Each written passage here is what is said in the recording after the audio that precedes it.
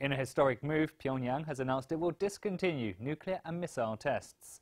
The decision was announced on Friday by DPRK top leader Kim Jong-un at the third plenary meeting of the 7th Central Committee of the ruling Workers' Party of Korea. Barring any nuclear provocations or threats against the DPRK, Kim promised never to use nuclear weapons nor transfer nuclear weapons or nuclear technology under any circumstances. He also pledged to put more focus on developing the economy, improve people's living standards, and conduct dialogues with neighboring countries and the international community. As Wang Junsheng, a Chinese scholar from the Chinese Academy of Social Sciences, put it, Pyongyang's announcement is a turning point for peace and stability on the peninsula, which would avoid confrontation.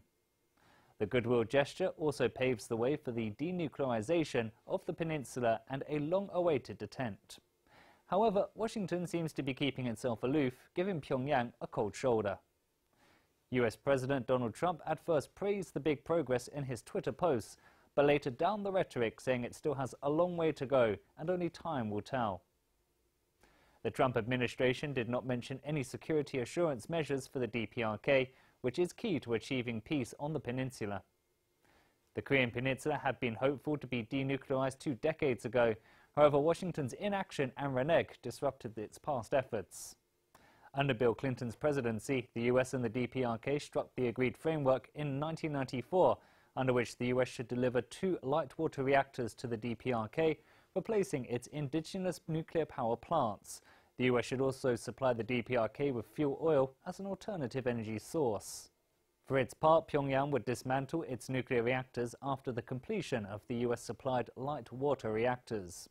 The whole process would be under the supervision of the United Nations.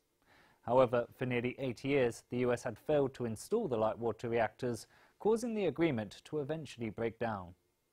In 2002, President George W. Bush labeled the DPRK as part of an axis of evil.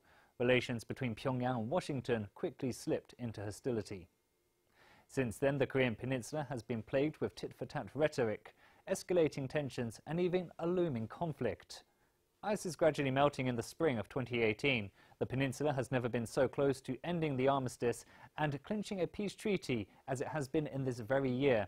At such a critical moment, every side should not miss the opportunity to reach a peaceful consensus and turn years of hope into solid actions. Pyongyang has taken a key step to further de-escalate the situation and realize the denuclearization of the peninsula. It's the US's turn to lift sanctions against Pyongyang and quit military war games with South Korea to assure the DPRK can turn into a normal country.